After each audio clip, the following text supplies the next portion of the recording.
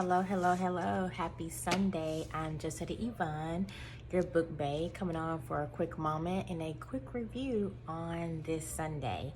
I hope this video finds you well. So I pulled out one of my oldies with a super goodie. This is More Myself, Alicia Keys. This was such a great book. A 10 out of 10, highly recommend. So this came out, I believe, during the pandemic. And I'm sorry, y'all, my nose ring. I see it. Anyway, came out during the pandemic. It was very self-reflective. It was like a deep dive into herself. But for me, it felt like it was a deep dive also for myself because of the questions that she placed in the book and how she delved into different things about herself growing up and just even adulthood. So let me read the back for you guys, and then I'll share some of the insights or the parts of the book that I found really interesting and that just really resonated with me. And hopefully it resonates with you and you pick the book up at the library or you buy it, or maybe you've already read it because, like I said, it's something that's been out for a while. So on the back she says, gathering the raw pieces of my experience and holding them up to the light has for me been a transformational exercise in truth telling. I've spent so many years withholding parts of myself, sacrificing my spirit to make others feel comfortable. I'm done with dimming my light. Writing this book has been about meeting myself with all my wounds and vulnerabilities, exactly as I am, and then, at last, having the courage to reveal my full face. It has been about realizing that in order for the truth to set me free, I must first be brave enough to birth it. And I don't know about you, but that immediately resonated with me because I think we have all at some point in time in our life dimmed our light to make others feel comfortable, to make them feel better, to not, you know, make people feel like you think that you're all of that or that you're trying to outdo them. You'll just, leave certain things out about your life experiences because you don't want to offend them, because they may have got annoyed by you sharing other things, or sometimes just you being yourself, which as you get older you just learn that those people just are not your people. They're not your tribe. But that's just an experience or something you learn later. It's not something that always reveals itself immediately when you're younger. So let me share some passages that I don't know that really resonated with me, and hopefully it resonates with you too as well. So you see I have all my little tabs in here, which I'm not gonna go into all of them, but only like a few. And hopefully that'll help you with your decision to pick up the book. So let's see. Let's see. Let me go to, I turned that page up. So I like this part here where she says, growth requires movement, and often the only way forward is through an exit door.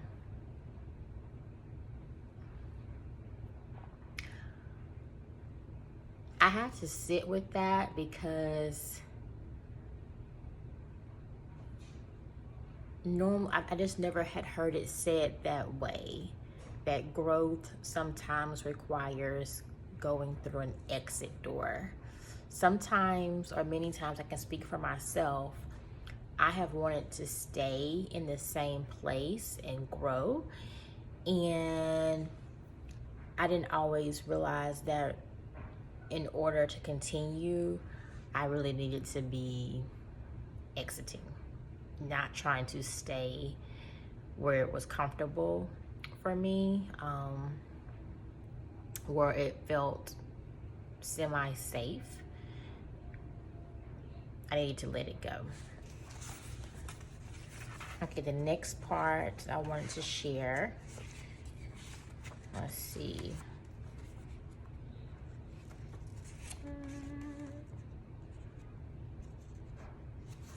Oh, I love this part when one of her friends really spoke into her. She says here on page 81, Erica wasn't pushing me to live beyond my means. Rather, she was nudging me toward a different mindset, a mentality that was foreign to me. I'd grown up in survival mode, clutching tightly to every dollar that came my way. And when you spend from a belief that every cent you earn will be your last, you operate from a place of scarcity, a context that runs counter to the energy of abundance. Money, like all life, is an energy exchange. You give yourself over to whatever you're passionate about, and what comes back to you is energy in the form of monetary compensation. You attract more or less of what you want by how you choose to interact with it, as well as what you believe about yourself. Do you truly feel you deserve what you're asking for? Are you worth it? How you answer impacts what comes your way. That was so good. So you have to believe that you're deserving. You have to believe it. If you don't believe it, no one else will. And everything is an energy exchange. Okay, and here's the last one I want to share with you guys. I don't want to make it like super duper long.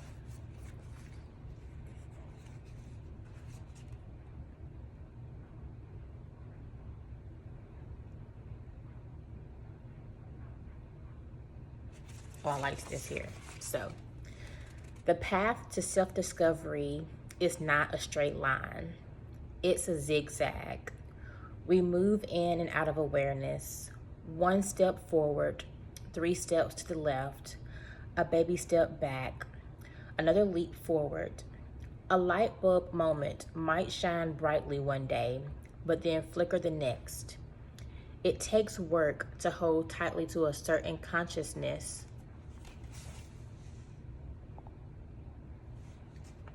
to live in its wisdom every day. I have to intentionally maintain an awareness of my value. I know I'm worthy, but you don't cross over into the land of self-worth and just become a permanent resident. You have to keep your passport current.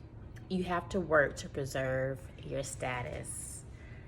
That, guys, my phone needs to be charged up. So let me wrap this up. That so resonated because it's you reminding yourself each and every day, I am worthy, I am deserving, and not letting the world or anybody else tell you different. So it's a daily reminder. Just like you feed yourself every day with food, you have to feed yourself with those kind of affirmations, those kind of reminders that this is where I am, this is where I belong, I am deserving. And I'm trying to think if there's anything else. I mean, she even went in here and talked about her trip to Egypt, which I don't know about you guys, but that's on my bucket list.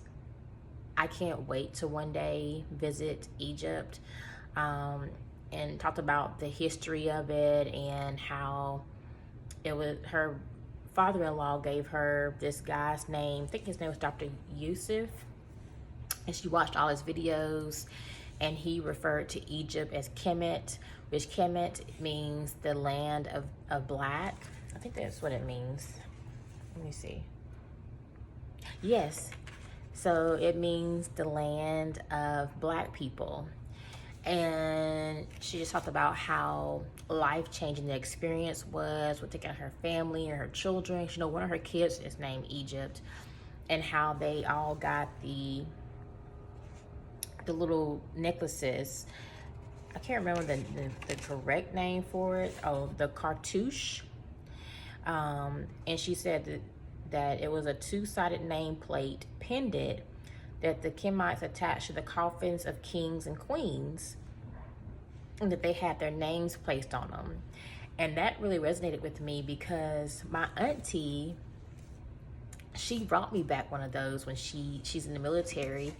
And it's like kind of like a little bitty scroll thing at the top and the bottom of it with your name on it. And I don't know, like it was just such a wonderful story. Check it out. If you are on a path to self-discovery, if you are transitioning, if you are just in a phase of your life where you're growing, this is a great book to dive into.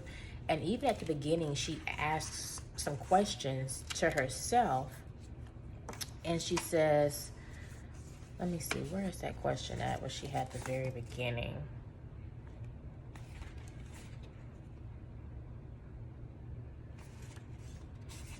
Is this it? I'm trying to remember. I don't want to make this video too long. I know these days some people have short attention spans. But yeah, on this part, she just says, on this part of my journey, I'm at last quieting the noise of our world, removing all the external distractions and opinions and judgments, and tuning into my own voice. I'm recognizing my own power and owning it. I'm finally trusting myself, believing I already have inside me the answers I most crave. And above all, I'm discovering who I am at my core and becoming day by day more myself.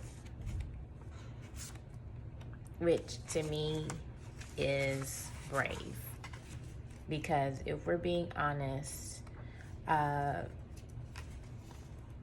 that's not easy for everyone. Especially when we want, you know, to remain in relationship with certain people or in certain places.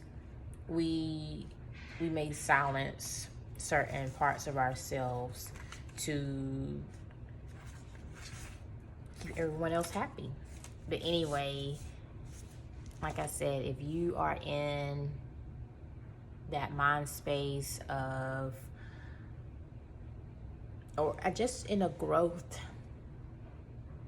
part of your life, you know, where things are changing and you're transitioning, then this is a great book to check out. I 10 out of 10 highly recommend it. It was a wonderful read. I got so many great pieces from it, like just knowledge, and it was very empowering. And you know, it just required a lot of self-reflection, and I love that. I love when people plant seeds and make me think outside the box about various things that are going on in the world and in my own life, and make you question if the life you're living is the one you desire or the life you've been told you need to desire. Because we all know success looks differently for everyone, and we all know that the American dream looks different for everyone. Everyone isn't looking for a white picket fence and a husband with 2 children, you know? Some people want to travel the world and are free spirits and just live in harmony. So, yeah. More Myself by Alicia Keys. I cannot recommend this book enough. Check it out, read it, dig into it, and just marinate in what she's giving you here. I hope you have an amazing Sunday, a self-care Sunday, and take care. You'll see me again soon. Wishing you nothing but inner peace, positivity, and power. Take care.